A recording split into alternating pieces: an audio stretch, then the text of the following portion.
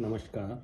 श्रीमद्वाल्मीकि रामायणे अयोध्याकाण्डे पञ्चाधिकशततमः सर्गः। ततः पुरुषसिंहानां व्रतानां तः सुहृद्गणः शोचतामेव रजनी दुःखेन व्यत्यवर्तत। रजन्यां सुप्रभातायां भ्रातरस्ते सुहृद्वृतः मन्दाकिन्यां हुतं जप्यं कृत्वा रामम् उपागमन्। अपने सुहृदों से घिरकर बैठे हुए पुरुष सिंह श्री राम आदि भाइयों की वह रात्रि पिता की मृत्यु के दुख से शोक करते हुए ही व्यतीत हुई। सवेरा होने पर भरत आदि तीनों भाई सुहृदों के साथ ही मंदाकिनी के तट पर गए और स्नान होम एवं जप आदि करके पुनः श्री राम के पास लौट आए। तृष्णीं ते समुपासीना न कश्चित् किंचित् ब्रवीत् भरतस्तु सुहृन्मध्ये रामं वचनं ब्रवीत्। वहां आकर सभी चुपचाप बैठ गए, कोई कुछ नहीं बोल रहा था। तब सुहृदों के बीच में बैठे हुए भरत ने श्री राम से इस प्रकार कहा।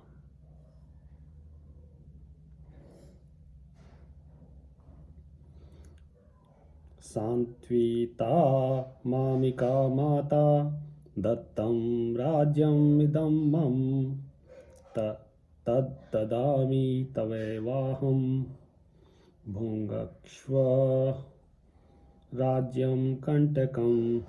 भैया, पिताजी ने वरदान देकर मेरी माता को संतुष्ट कर दिया और माता ने यह राज्य मुझे दे दिया। अब मैं अपनी ओर से यह अकंटक राज्य आपकी ही सेवा में समर्पित करता हूँ। आप इसका पालन एवं उपभोग कीजिए। महते वाम्बो वेगेन भिन्नः सेतुर्जलागमे दुरावरं त्यजन्येन राज्यखंडम इदं महत्। वर्षा काल में जल के महान वेग से टूटे हुए सेतु की भांति इस विशाल राज्य खंड को संभालना आपके सिवा दूसरे के लिए अत्यंत कठिन है। गतिं खैवाश्वस्य तार्क्ष्यस्येव पतत्रिणा अनुगन्तुं न शक्तिर्मे गतिं तव महीपते। पृथ्वीनाथ जैसे गधा घोड़े की और अन्य साधारण पक्षी की गरुड़ चाल नहीं चल सकते, उसी प्रकार मुझ में आपकी गति का, आपकी पालन पद्धति का अनुसरण करने की शक्ति नहीं है। सुजीवं नेत्य शस्तस्य यह परैरुपजीव्यते रामतेन तु दुर्जीवं यह परानुपजीवति। श्री राम जिसके पास आकर दूसरे लोग जीवन निर्वाह करते हैं उसी का जीवन उत्तम है, और जो दूसरों का आश्रय लेकर जीवन निर्वाह करता है उसका जीवन दुखमय है। यथा तुरोपितो वृक्ष पुरुषेण विवर्धितः ह्रस्वकेन दुरारोहो रूढस्कन्धो महाद्रुमः स यदा पुष्पितो भूत्वा फलानि च विदर्शयेत् स तां नानुभवेत् प्रीतिं यस्य हेतोः प्ररोपितः।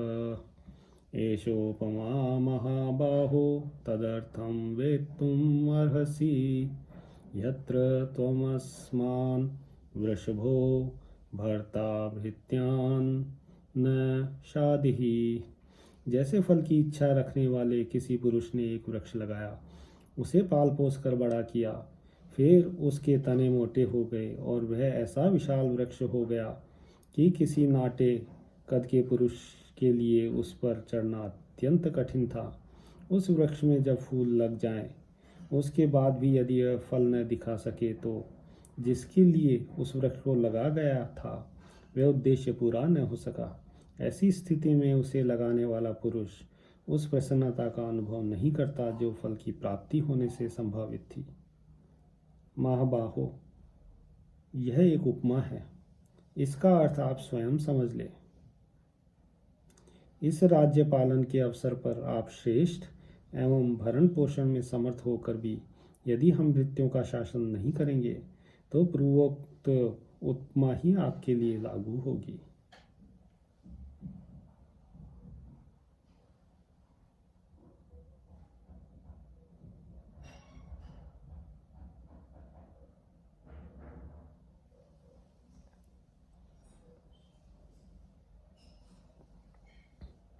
श्रेणयस्त्वां महाराज पश्यन्त्व गृहाश्च सर्वशः प्रतपन्तम् इवादित्यं राज्यस्थितम् अरिन्दमम्। महाराज, विभिन्न जातियों के संघ और प्रधान प्रधान पुरुष आप शत्रु दमन नरेश को सब ओर से तपते हुए सूर्य की भांति राज सिंहासन पर विराजमान देखें। तथानुयाने काकुत्स्थ मत्ता नर्दन्तु कंजरः अन्तःपुरगता नार्यो नंदन्तु सुसमाहितः। ककुत्स कुलभूषण, इस प्रकार आपके अयोध्या को लौटते समय मतवाले हाथी गर्जना करें और अंतःपुर की स्त्रियां एकाग्रचित होकर प्रसन्नतापूर्वक आपका अभिनंदन करें। तस्य साध्वनुमन्यन्तु नागरा विविधा जनः भरतस्य वचः श्रुत्वा रामं प्रत्यनुयाचतः। इस प्रकार श्री राम से राज्य ग्रहण करने के लिए प्रार्थना करते हुए भरत जी की बात सुनकर नगर के भिन्न भिन्न मनुष्यों ने उसका भली भांति अनुमोदन किया। तमेवं दुःखितं प्रेक्ष्य विलपन्तं यशस्विनं रामः कृतात्मा भरतं समाश्वासयदात्मवान्। तब शिक्षित बुद्धि वाले अत्यंत धीर भगवान श्री राम ने यशस्वी भरत का इस तरह दुखी हो विलाप करते देख उन्हें सांत्वना देते हुए कहा, नात्मनः कामकारो हि पुरुषोऽयम् अनीश्वरः इतश्चेत् रतश्चैनं कृतान्तः परिकर्षति। भाई, यह जीव ईश्वर के समान स्वतंत्र नहीं है, अतः कोई यहाँ अपनी इच्छा के अनुसार कुछ नहीं कर सकता। काल इस पुरुष को इधर उधर खींचता रहता है। सर्वे क्षयांता निचयः पतनान्ताः समुच्छ्रियः संयोगा विप्रयोगान्ता मरणान्तं च जीवितम्। समस्त संग्रहों का अंत विनाश है, लौकिक उन्नतियों का अंत पतन है, संयोग का अंत वियोग है और जीवन का अंत मरण है। यथा फलानां पक्वानां नान्यत्र पतनात् भयम् एवं नरस्य जातस्य नान्यत्र मरणात् भयम्। जैसे पके हुए फलों को पतन के सिवा और किसी से भय नहीं है, उसी प्रकार उत्पन्न हुए मनुष्यों को मृत्यु के सिवा और किसी से भय नहीं है। यथा आगारं दृढस्थूणं जीर्णं भूत्वोपसीदति यथा वसीदन्ति नरा जरां मृत्यु वंशगतः। जैसे सुदृढ़ खंबे वाला मकान भी पुराना होने पर गिर जाता है, उसी प्रकार मनुष्य जरा और मृत्यु के वश में पड़कर नष्ट हो जाते हैं। अत्येति रजनी यातु सान प्रति निवर्तते यात्येव यमुना पूर्णम समुद्रम उदकार्णवम्। जो रात बीत जाती है वह लौटकर फिर नहीं आती, जैसे यमुना जल से भरे हुए समुद्र की ओर जाती ही है, उधर से लौटती नहीं। अहोरात्राणि गच्छन्ति सर्वेषां प्राणिनां यः आयुंषि क्षपयन्त्याशु ग्रीष्मे जलम इवांशवः। दिन रात लगातार बीत रहे हैं और इस संसार में सभी प्राणियों की आयु का तीव्र गति से नाश कर रहे हैं। ठीक वैसे ही जैसे सूर्य की किरणें ग्रीष्म ऋतु में जल को शीघ्रतापूर्वक सोखती रहती हैं। आत्मानं मनुषोच त्वं किमन्यम् अनुशोचसि आयुस्तु हीयते तस्य स्थितिस्यास्य गतस्य च। तुम अपने लिए ही चिंता करो, दूसरे के लिए क्यों बार बार शोक करते हो।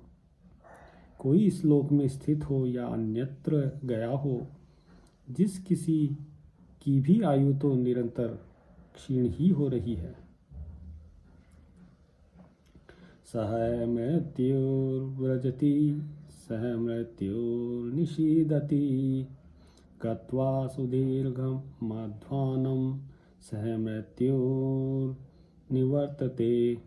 मृत्यु साथ ही चलती है, साथ ही बैठती है और बहुत बड़े मार्ग की यात्रा में भी साथ ही जाकर वह मनुष्य के साथ ही लौटती है। गात्रेषु वलयः प्राप्तः श्वेताश्चैव शिरोरुहा जरया पुरुषो जीर्णः किं हि कृत्वा प्रभावयेत्। शरीर में झुर्रियाँ पड़ गई, सिर के बाल सफ़ेद हो गए, फिर जरावस्था से जीर्ण हुआ मनुष्य कौन सा उपाय करके मृत्यु से बचने के लिए अपना प्रभाव प्रकट कर सकता है।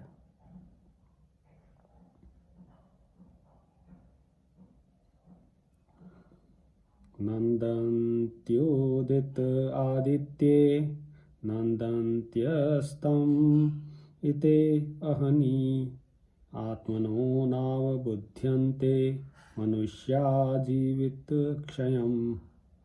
लोग सूर्योदय होने पर प्रसन्न होते हैं, सूर्यास्त होने पर भी खुश होते हैं, किंतु यह नहीं जानते कि प्रतिदिन अपने जीवन का नाश हो रहा है। त्र्यतुमुखं दृष्ट्वा नवम इवागतं ऋतूनां परिवर्तेन प्राणिनां प्राण संशयः। किसी ऋतु का प्रारंभ देखकर मानो वह नई नई आई हो, ऐसा समझकर लोग हर्ष से खिल उठते हैं, परंतु यह नहीं जानते कि इस ऋतुओं के परिवर्तन से प्राणियों के प्राणों का क्रमशः क्षय हो रहा है। यथा काष्ठं च समेयातां महार्णवे समेत्य तो व्यपेयातां कालम् आसाद्य कंचनु एवं भार्याश्च पुत्राश्च ज्ञातयश्च वसूनि च समेत्य व्यवधावन्ति ध्रुवो योषां विन्नाभवः। जैसे महासागर में बहते हुए दो काठ कभी एक दूसरे से मिल जाते हैं और कुछ काल के बाद अलग भी हो जाते हैं, उसी प्रकार स्त्री, पुत्र, कुटुंब और धन भी मिलकर बिछुड़ जाते हैं, क्योंकि इनका वियोग अवश्यंभावी है। नात्र कश्चिद् यथा भावं प्राणी समति वर्तते तेन तस्मिन् सामर्थ्यं प्रेतस्यास्त्या अनुशोचतः। इस संसार में कोई भी प्राणी यथा समय प्राप्त होने वाले जन्म मरण का उल्लंघन नहीं कर सकता। इसलिए जो किसी मरे हुए व्यक्ति के लिए बारंबार शोक करता है, उसमें भी वह यह सामर्थ्य नहीं है कि वह अपनी ही मृत्यु को टाल सके। यथा हिसार्थं गच्छन्तं ब्रूयात् कश्चित्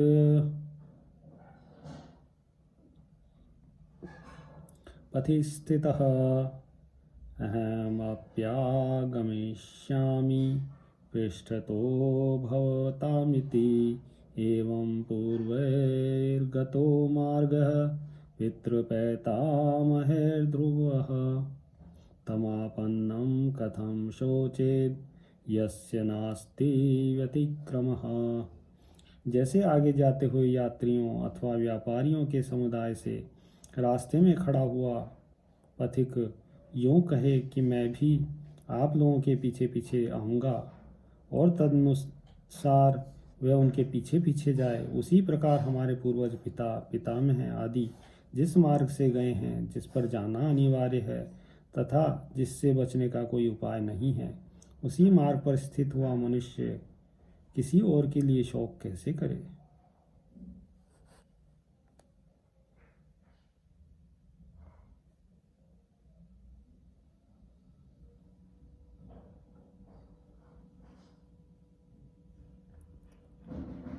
वयसः पतमानस्य स्रोतसो वाणीवर्तिनः आत्मा सुखे नियोक्तव्यः सुखभाजः प्रजा स्मृतः।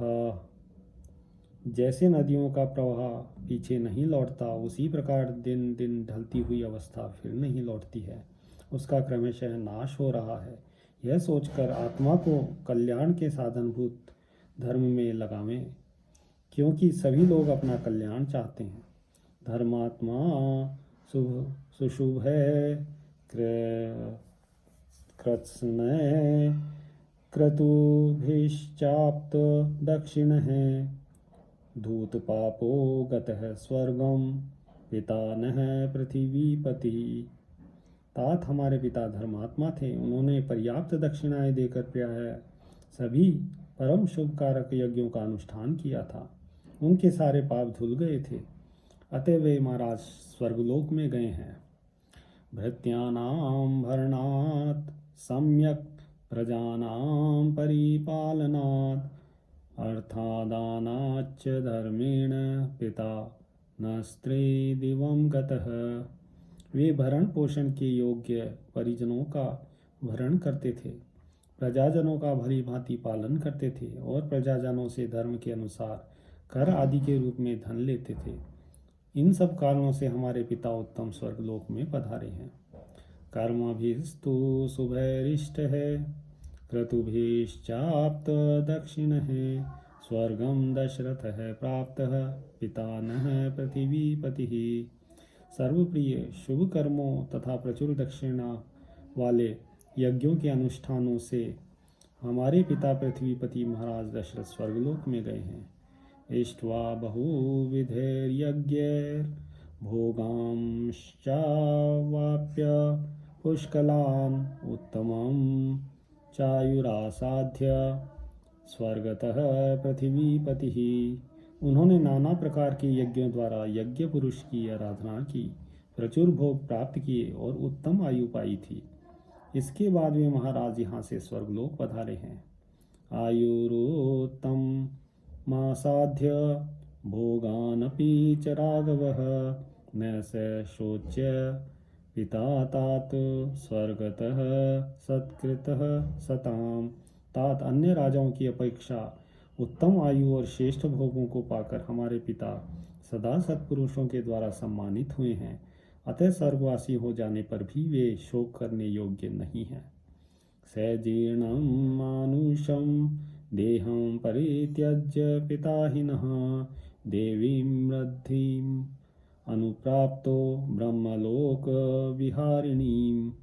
हमारे पिता ने जराजीर्ण मानव शरीर का परित्याग करके दैवी संपत्ति प्राप्त की है, जो ब्रह्मलोक में विहार कराने वाली है।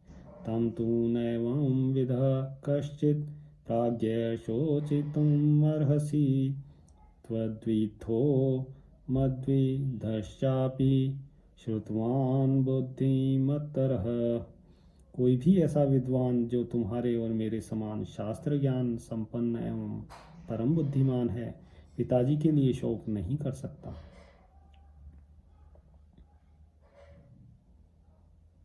एते बहुविधा शोका विलापरुदिते तदा वर्जनीया हि धीरेण सर्वावस्थासु धीमता। धीर एवं प्रजावान पुरुषों को सभी अवस्थाओं में ये नाना प्रकार के शोक विलाप तथा रोदन त्याग देने चाहिए।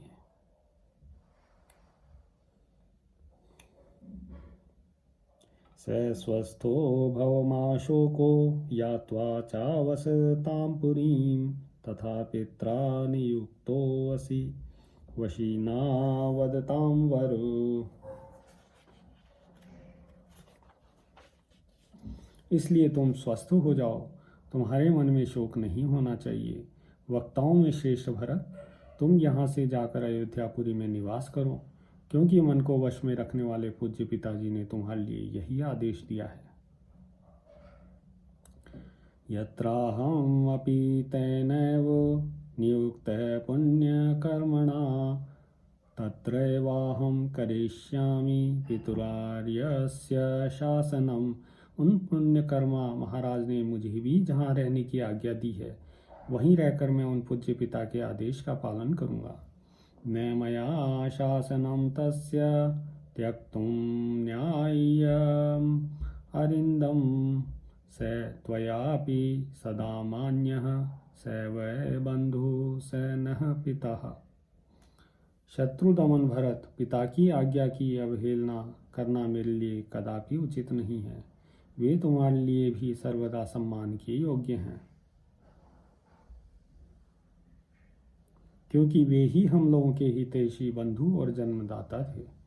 तद्वचः पितुरेवाहं सम्मतं धर्मचारिणाम् कर्मणा पालयिष्यामि वनवासेन राघव। रघुनंदन, मैं इस वनवास रूपी कर्म के द्वारा पिताजी के ही वचन का, जो धर्मात्माओं को भी मान्य है, पालन करूँगा।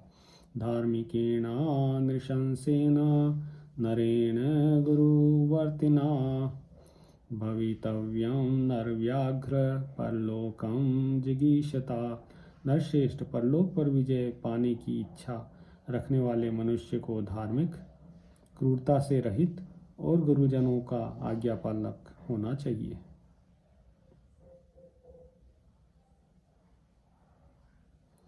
आत्मानं अनुतिष्ठ त्वं स्वभावेन नरर्षभ निशाम्य तु शुभं वृत्तं पितुर्दशरथस्य नः। मनुष्यों में श्रेष्ठ भरत, हमारे पूज्य पिता दशरथ के शुभ आचरणों पर दृष्टिपात करके तुम अपने धार्मिक स्वभाव के द्वारा आत्मा की उन्नति के लिए प्रयत्न करो। इत्येवमुक्त्वा वचनं महात्मा पितुर्निदेश प्रतिपालनार्थं यवीयसं भ्रातरम् अर्थवच्च प्रभुर्मुहूर्ताद् विरराम रामः।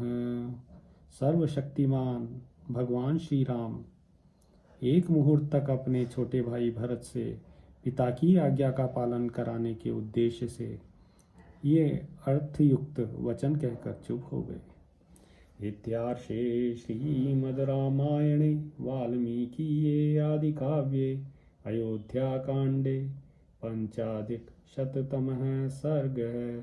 सियावर रामचंद्र पद जय शरणम्।